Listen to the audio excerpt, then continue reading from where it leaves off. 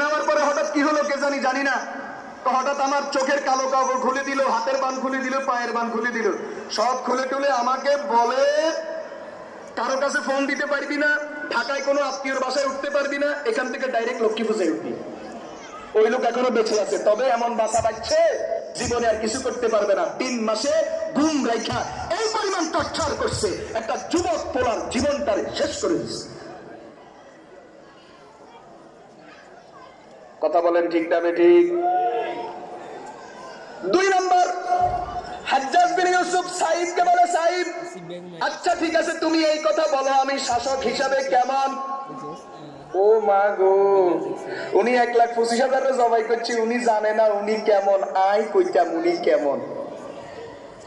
এই কথা জিজ্ঞানের উদ্দেশ্য হইল হুজুর তো ডরে কইব আমনে ভালা, তখন মানুষের কাছে কইতাম আর মিয়া তোরা আর জানেন কস সাইদ অত আরে বালা কইছে। শাইখুল হাদিস সাহেব আরে কি কইছে? বালা কইছে, অমুক ফিস সাহেব আমারে বালা কইছে, তোরা কস জানে। দেখবেন আমাদের দেশে যারা জুলুম করতো এরা এরকম দলিল দিত, একদিকে মহা জানেন আরেকদিকে কইতো আমারও অমুক ফিরে দেওয়া দিছে, অমুক ফিস সাহেব আমার মাথার উপর হাত বুলাই দিছে, আমি অমুক মাদ্রাসার সভাপতি, আমি অমুক মানুষের মাহফিলে 5 লাখ টাকা দিছি। তার এই দান আল্লাহকে খুশি করার জন্য নয়, ফিরের কাছে দোয়া নেওয়া আল্লাহকে খুশি করার জন্য নয়, বরং 50 বছর যে আকাম কুকাম করছে এটাকে হালাল করার জন্য ধান্দা। কথা বলেন ঠিক কারো? এখন হাজ্জাজ জিজ্ঞাসা করে, সাইদ আচ্ছা বলো তো আমি শাসক হিসাবে কেমন?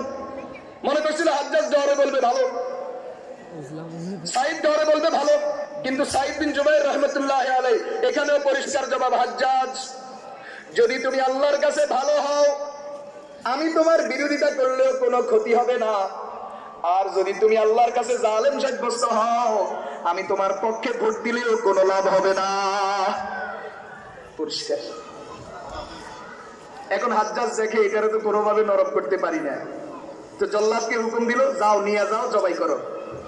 যেই মাত্র মৃত্যুদণ্ডের নির্দেশ পাইল সাথে সাথে সাইদ বিন জুবাইর খটখট করে হাসতে শুরু করল।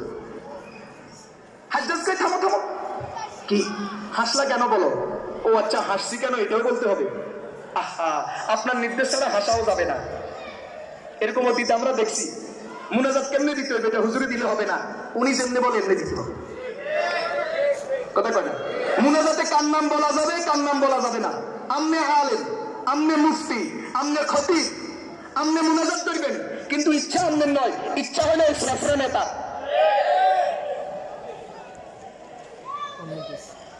সাইদ বিন জুবাইর বলে, হাজ্জাজ তো আমি হাসলাম এটাও অপরাধ, কেন হাসলাম এটারও জবাব দিতে হবে। হ্যাঁ বলো কেন হাসছো? কনা আমি হাসছি তোমার দুঃসাহস দেখি। কি দুঃসাহস? কনা তুমি যে 1,25,000 জবাই করছো আর এখন আমারও জবাই করবা, বুঝা গেছে আল্লাহর দরবারে তোমার বুঝ দিবার ফুজি আছে। বুঝা গেছে তুমি আল্লাহর দরবারে কিনতে পারবে, জবাব দিতে পারবা, জবাব দেওয়ার মতো বুঝ আছে তোমার, তো তোমার দুঃসাহস দেখি আমি হাসতেছি। অথচ তোমার পূর্বে পৃথিবীতে এক শাসক ছিল হযরত ওমর রাদিয়াল্লাহু তাআলা আনহু। তুমি 1,25,000 রক্ত ঝরাইছো, 1,25,000 মারছো, আমারেও মারবা, তো এটা তো বড় দুঃসাহসের পরিচয়। বুঝা গেছে আল্লাহর দরবারে জবাব দেওয়ার মতো সাহস পুঁজি তোমার কাছে আছে। অথচ তোমার পূর্বে এক শাসক ছিল পৃথিবীতে হযরত ওমর, 10 বছর 4 মাস 10 দিন মুসলিম বিশ্বের খলিফা ছিল হযরত ওমর রাদিয়াল্লাহু তাআলা আনহু। মসজিদে নববীর মিম্বরে দাঁড়াইয়া বলতেছে, আল্লাহি আখাফু, আল্লাহর কসম আমি ভয় করি, লাউ আন্না জামালান হালাকা জায়াআন বিশাত্তিল ফুরাত, আমি শাসন চালাই মদিনাতে, যদি সুদূর ইরাকের ফোরাত নদীর তীরে, এখান থেকে 1500 মাইলের দূরত্ব, ওই ফোরাত নদীর তীরে যদি একটা ওট যদি পানির পিপাসায় মারা যায়, লা আখাফু আমি ভয় করি, আইয়ুদ্রিকানি আল্লাহু তাআলা মিনহু, আল্লাহ তাআলা এই কারণে আমাকে ধরবেন যে ওমর তুমি দুনিয়ার শাসক ছিলা, ফোরাত নদীর তীরে ওই উটটা কেন পিপাসায় মারা গেল? যেখানে ওমর বলে আমার ক্ষমতা থাকাকালীন একটা জানোয়ার মারা গেলেও আল্লাহর দরবারে আমার জবাবদিহিতা করা লাগতে পারে, আর তুমি হাজ্জাজ বিন ইউসুফ 20 বছরে 1,25,000 মানুষের রক্ত ঝরাইছো, 1,25,000 মায়ের কোল খালি করেছো। বুঝা গেছে আল্লাহর দরবারে জবাব দেওয়ার মতো তোমার সাহসিকতা আছে, তোমার প্রস্তুতি আছে, তোমার পুঁজি আছে, তো তোমার দুঃসাহসটা দেখি আমি হাসতেছি। কি রে ওমরের কোনো সাহস নাই, তোমার তো দেখি অনেক সাহস। আচ্ছা, এই কথা বলার পরে নসিহতের জন্য, জালেমকে নসিহত করার জন্য এই কথার পরে আর কোনো কথা হতে পারে? বলেন, জালেমকে নসিহত করার জন্য, জালেমের দিনটা যদি পাহাড়ের চেয়েও শক্ত হয়, পাথরের চেয়েও যদি শক্ত হয়, লোহার চেয়েও যদি শক্ত হয়, এই পাথর দিনটাকে নরম করার জন্য এর থেকেও বড় কোনো নসিহত থাকতে পারে? কিন্তু মুশকিল, আল্লাহ তাআলা তো এইখানে হেদায়েত লিখেন নাই, এজন্য এমন কথায় তার আসর হয় নাই। আমরাও অনেক সময় দেখি, আমরা ভাবছি যাই হোক যা হয়েছে হয়তো এবার ভালো হয়ে যাবে, দেখতেছি আগের চেয়ে আরো খারাপ হওয়ার প্রস্তুতি নিতেছি। বুঝেন নাই কথা?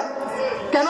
বলেন, কপালে হেদায়েত নাই। বলেন, দুর্ঘটনা ঘটার পরে, বিপদ আসার পরে, অ্যাক্সিডেন্ট ঘটার পরে শিক্ষা নেওয়া দরকার, জীবনকে সংশোধন করা দরকার, জীবনকে পবিত্র করা দরকার। কিন্তু আমরা দেখি তার বিপরীত, বরং আগের চেয়েও আরো খারাপ হওয়ার, আগের চেয়েও আরো জুলুম করার প্রস্তুতি নিচ্ছে। কেন? চিন্তা করে দেখলাম, কারণ কপালে হেদায়েত নাই। বলেন, বলেন কি নাই কপালে? আল্লাহ তাআলা দেখেন কোরআনে কারিমে প্রত্যেক রাকাতের মধ্যে সূরা ফাতিহার নির্দেশ দিয়েছে।